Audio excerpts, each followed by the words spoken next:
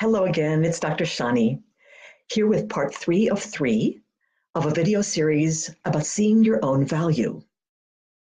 In part 1 of this series, I told you the story of Christian, the photographer who wasn't seeing his full value or the value of his talent until a friend helped him see himself better. In part 2 of the series, I talked about my photo shoot with Christian and how it blew out of the water 2 old beliefs that were keeping me from seeing a good deal of my own value. If you missed the prior videos, then you'll find them posted on this page. Now, there was no question that I came out of the photo shoot with Christian with a real boost in confidence. But what I didn't know that was the greatest then was that the greatest shoot, oh my goodness, I'm losing my words. I didn't know then that the greatest gift of that shoot was that there was another lesson in it for me, even a greater one still. I learned something about my own value that I'm going to share here because I think you may have an aha moment as well from it. After the photo session with Christian, we all went back to the work of our business retreat, the main work that we've been working on, which was looking at whether the way we were currently running our businesses was creating the results that we wanted. Were we coaching the people that we really wanted to be coaching? Were they getting results that really moved the needle in their own lives? And just as importantly, were we as coaches getting joy and fulfillment out of our work at the very same time that we were bringing our best value to those we served? Now, my mastermind partners and I were all very intelligent and capable women. Each of us could create success in lots of different ways if we set our minds to it. But that's not how we want to create our success. We want to create our success in a way that flows so naturally from us and so easily that it feels more like play than like work. We don't want to force our results through willpower. So up until now, whenever I've looked for my natural mission, the one that feels easy to me, I come back to a major life lesson that I learned from my dad. When I was 15, my dad was hit as a pedestrian by an automobile, and we didn't know if he would recover from that accident. As it turns out, he did recover, and he lived another 28 years. And you should have seen how he lived those 28 years. He didn't waste time and he didn't waste words. He really made the most out of life by filling it and using his time and energy for things that had real value to him, for activities that had value, for relationships that had value. He simply made the most of each moment and each day, and that way created a life of great value. So when he finally did pass away at age 80 of pancreatic cancer, he had created 28 years of beautiful memories for the people who loved him. He left a huge legacy that way. And most importantly, he died without regrets. Now, as I came to understand that great lesson of my dad's life, I committed myself to living as intentionally as he did. And at that time, that involved leaving a marriage.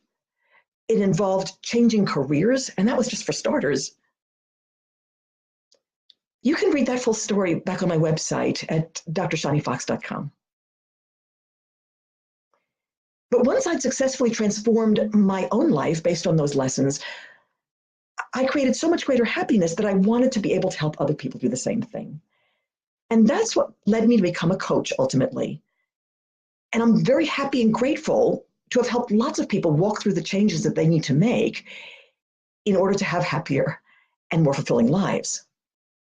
At our recent retreat, though, I sensed that something was still missing from this picture. Now, I'd been a very good student of my dad. I really do think that I got out of his life what I was meant to get out of it. But there was some other aspect of myself that I wasn't fully seeing or appreciating. And since I couldn't fully see it, I couldn't fully bring it to the table in service of my clients. Then our coach had us look at a very important series of questions, which were essentially these. What is it you've always been? What have you always known about yourself? And what was evident about you since you were a tiny child? And that's when I realized that my powerful breakthrough when I lost my father wasn't the first time that I tapped my deepest resources. That happened much earlier. I suddenly pictured myself at age 15, standing by the hospital bed where my bandaged and bruised father was in a coma.